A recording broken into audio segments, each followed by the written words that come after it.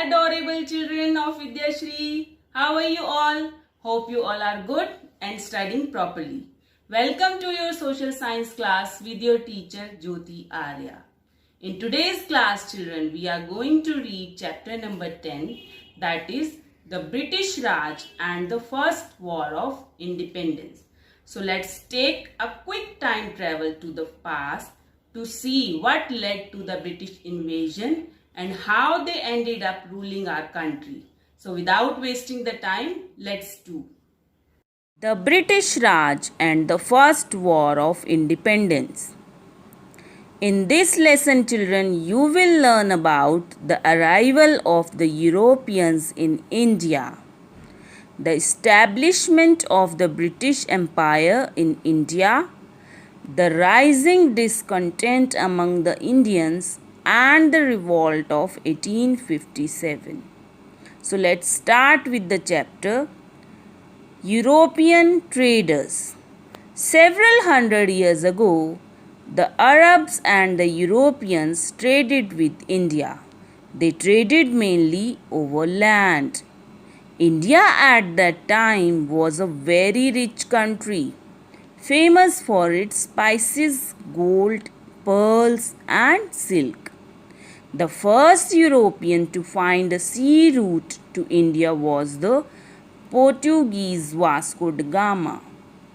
He went around Africa and landed at Calicut in Kerala a little over 500 years ago.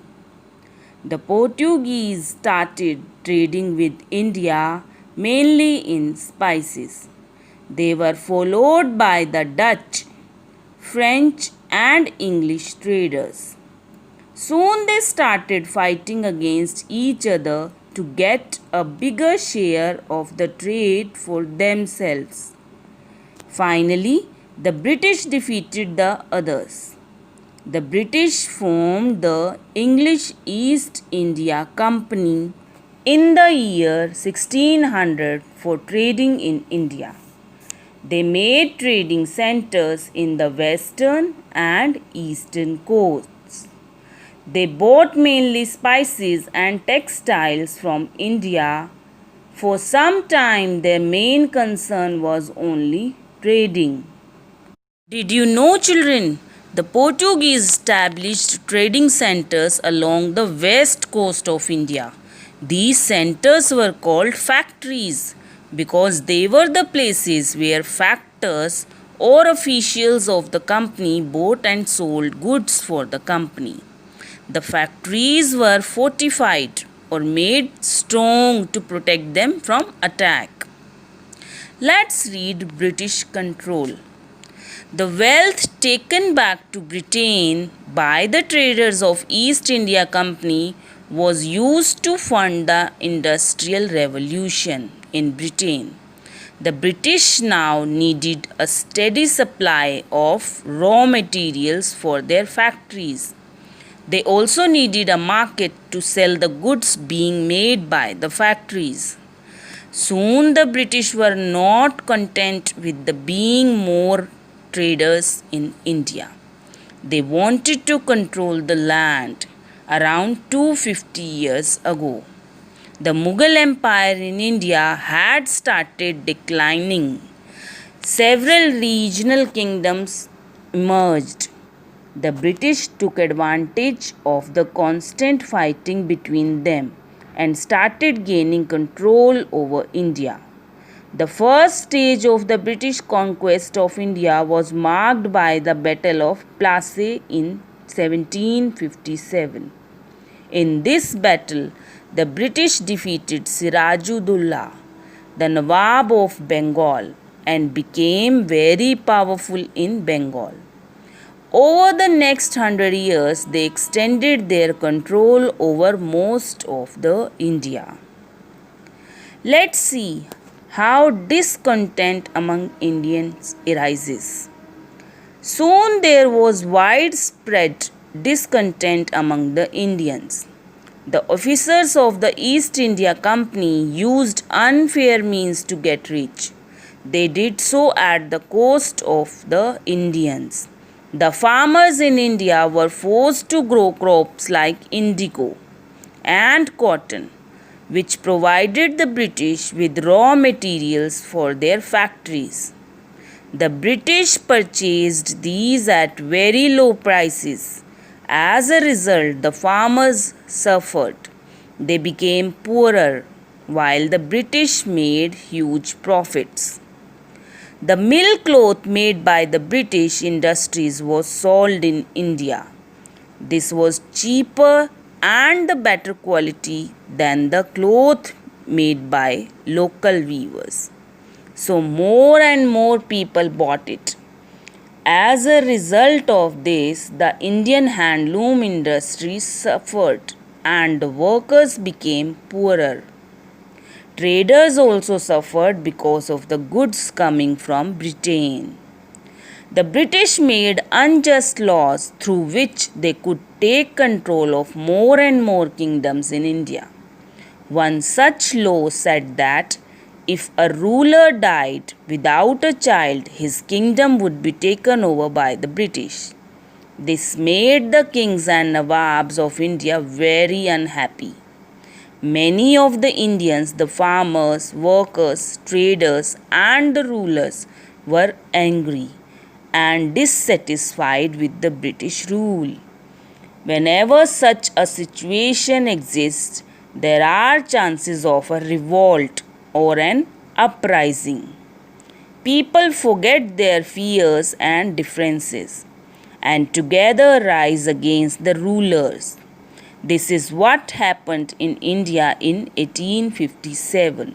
A small incident started a revolt that quickly spread through the population. Let's see what happened in that. The Revolt of 1857, the First War of Independence. Before the revolt started, there were several months of tension among the Indian soldiers because of the new rifles they had to use. To load these rifles, the soldiers had to bite off the ends of greased cartridges. A rumor spread among the soldiers that the cartridges were greased with the fat of cows and pigs. The Hindus regard cows as sacred and Muslims regard pigs as unclean. So the rumor angered both the Hindu and the Muslim soldiers. On 29 March 1857, an Indian soldier, Mangal Pandey, attacked a British officer near Calcutta. There was widespread discontent and anger among the Indian soldiers.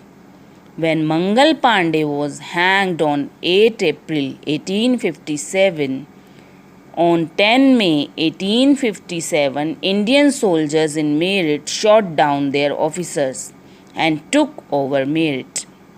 Then they marched to Delhi and persuaded the last Mughal Emperor Bahadur Shah Zafar to lead the revolt. The revolt spread rapidly to other parts of India. Different leaders led the revolt in different parts of India. Some of the prominent leaders were Nana Sahib Tantia Tope, Rani Lakshmi Bai, and Liaquat Ali. But the British had superior weapons and greater military strength.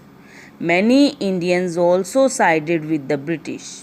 The revolt of 1857, also known as the First War of Independence, was finally crushed by the British.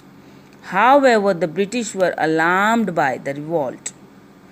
In 1858, the British government decided to take India under its direct control. The rule of the East India Company ended. A viceroy was appointed to rule over India on behalf of the crown. Though the revolt failed, Indians were inspired by the bravery of those who fought against the British. It made them realize the injustice of the British rule and the value of freedom. It made them aware that If they stood united, they could defeat the British and gain independence.